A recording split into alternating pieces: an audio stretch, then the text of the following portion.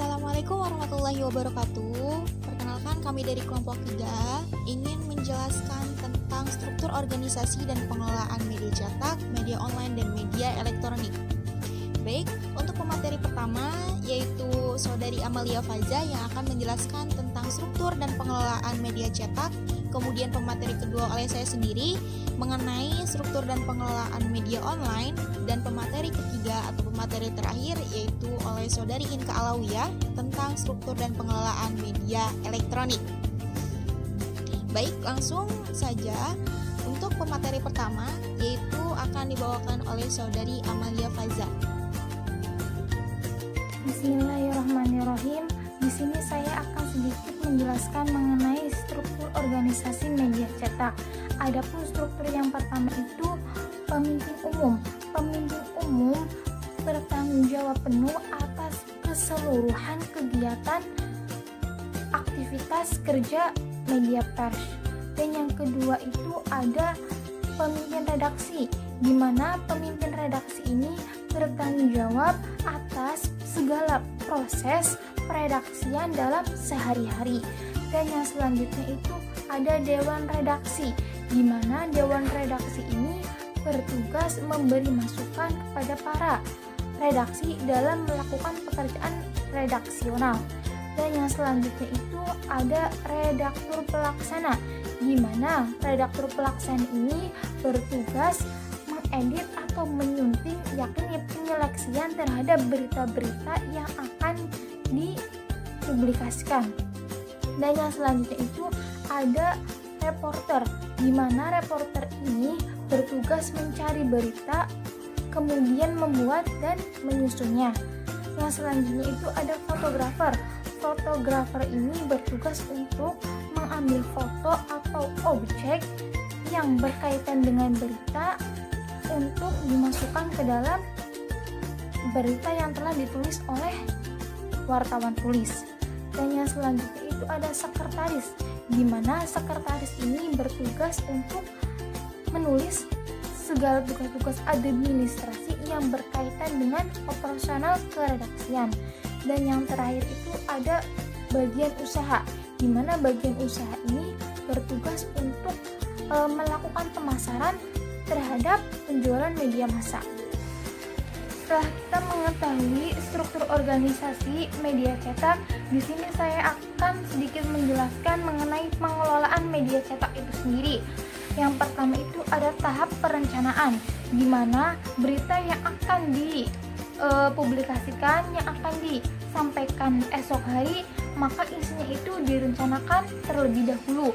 Yang kedua itu pengorganisasian, di mana dalam tahap pengorganisasian ini struktur organisasi dan pembagian tugas-tugas setiap pekerjaannya, setiap orang yang mempunyai bagiannya masing-masing itu tersusun dengan jelas. Dan yang selanjutnya itu ada penggerakan, di mana penggerakan ini mempunyai 3 bagian. Yang pertama itu peliputan. Peliputan di sini yaitu proses mencari berita dan meliput bahan berita yang akan dipublikasikan. Dan yang kedua itu ada penulisan, di mana dalam penulisan berita ini isi berita tersebut harus memenuhi 5W plus 1H. Dan yang ketiga ini ada penyuntingan, di mana sebelum berita itu dipublikasikan, sebelum berita itu disampaikan, maka ada perbaikan atau penyempurnaan tulisan terlebih dahulu, agar ketika berita itu disampaikan, berita tersebut itu aktual, keaktualannya itu terjamin dan mudah dipahami oleh masyarakat. Dan yang terakhir itu ada pengawasan, di mana dalam tahap pengawasan ini untuk mengetahui apakah pelaksanaan pekerjaan sesuai dengan rencana semula atau tidak.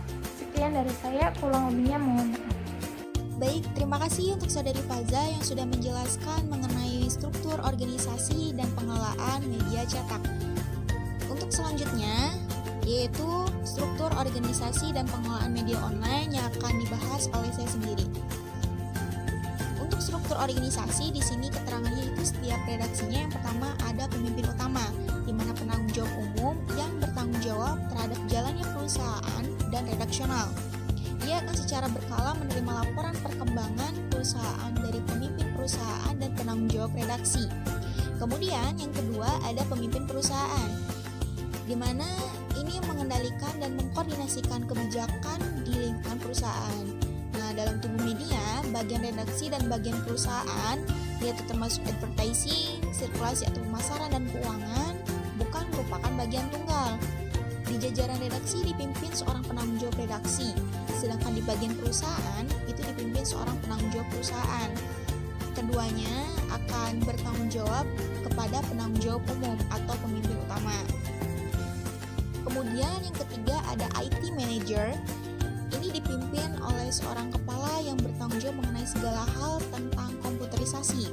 Nah, seorang operator komputer harus memahami sistem administrator lokal area network atau LAN-nya untuk membagi dua spatial atau peta dan non-spatial yaitu dokumen dari semua komputer. Di samping itu memberikan sharing atau pembagian pada folder-folder yang bisa diakses atau dimasuki oleh orang-orang tertentu dalam membuat berita untuk kepentingan media cetak dan media elektronik. Kemudian melakukan maintenance atau pelayanan perbaikan. Nah, pada komputer-komputer yang jaringannya itu baik dalam software maupun hardware. Di samping itu, ada administrator yang memberikan layanan dalam membuka database. Yang keempat, ada pemimpin redaksi yang bertanggung jawab terhadap keberhasilan dan kegagalan sebuah pemberitaan baik dari sisi hukum ataupun yang lainnya. Ia harus menguasai semua teknis dan non-teknis pemberitaan, gaya, jenis, metode yang mana menjadikan sebuah berita atau program layak jual atau layak terbit. Selanjutnya yaitu ada iklan, pemasaran, dan lain sebagainya. Ini merupakan salah satu elemen berhasilnya lembaga penerbitan atau penyiaran. Kemudian ada redaksi pelaksana, di mana seorang redaktur pelaksana harus dapat berkomunikasi dengan baik dengan reporter yang ada di lapangan. Nah, harus dapat menjawab pertanyaan reporter atau membantu reporter gitu jika sewaktu-waktu mereka menemui kendala teknis yang ada di lapangan. Kemudian ada redaktur foto. Nah, bagian yang bertanggung jawab membuat perencanaan foto-foto yang akan dibutuhkan itu memberikan penugasan kepada fotografer dan memilih serta menurunkan foto yang tepat. Kemudian yang ke-8 ada redaktur berita. Ini editor atau redaktur ini bertugas memberi kantor ya atau outline kepada reporter sesuai hasil rapat pada redaksi. Kemudian yang ke-9 ada reporter di mana bertugas melakukan liputan sesuai hasil rapat redaksi. Selanjutnya yaitu ada pengelolaan media online. Adapun tahapan yang harus dilakukan, yang pertama adalah planning atau perencanaan. Berita yang baik adalah hasil dari perencanaan yang baik tentunya. Dan proses pencarian dan pelaporan berita itu dimulai dari ruang redaksi melalui rapat redaksi atau rapat perencanaan berita. Dalam rapat redaksi, setiap reporter atau wartawan itu mengajukan usulan untuk melakukan sebuah liputan. Kemudian yang kedua ada organizing atau pengorganisasian. Nah, di sini tahap untuk pengorganisasian dalam manajemen redaksional itu penyusunan struktur organisasi dan pembagian tugas pekerjaan serta penempatan orang berikut jabatannya di dalam struktur organisasi tersebut. Yang ketiga ada actuating atau penggerakan. Tahapannya yaitu di mana aktivitas yang menggerakkan orang-orang beserta fasilitas penunjangnya untuk mencapai tujuan yang telah ditentukan, yaitu menghasilkan produk jurnalistik. Aktivitas tersebut meliputi peliputan, penulisan, dan pembimbingan berita. Yang keempat ada controlling atau pengawasan. Tahapannya di mana kegiatan untuk mengetahui apakah pelaksanaan kerja bidang redaksional itu telah sesuai dengan rencana semula atau tidak gitu. Dan ini controlling itu memiliki tujuan yaitu untuk mengevaluasi dari hasil produk berupa berita dan informasi yang telah disebarluaskan. Baik, selanjutnya yaitu mengenai tentang struktur dan pengelolaan media elektronik yang akan dibahas oleh Saudari Inka Alawiyah. Ya, saya akan melanjutkan materi yang selanjutnya. Struktur organisasi dalam media elektronik dan pengelolaan dalam media elektronik. Struktur media elektronik meliputi 1. Adanya informasi dan berita yang beredar di masyarakat. dan akan dilaporkan oleh reporter dan junior reporter, dan dilakukan kembali penulisan oleh senior reporter dan junior editor, dan setelahnya itu dilakukan penyuntingan oleh senior editor dan managing editor. Selanjutnya itu ada penyuntingan kembali oleh senior editor dan managing editor.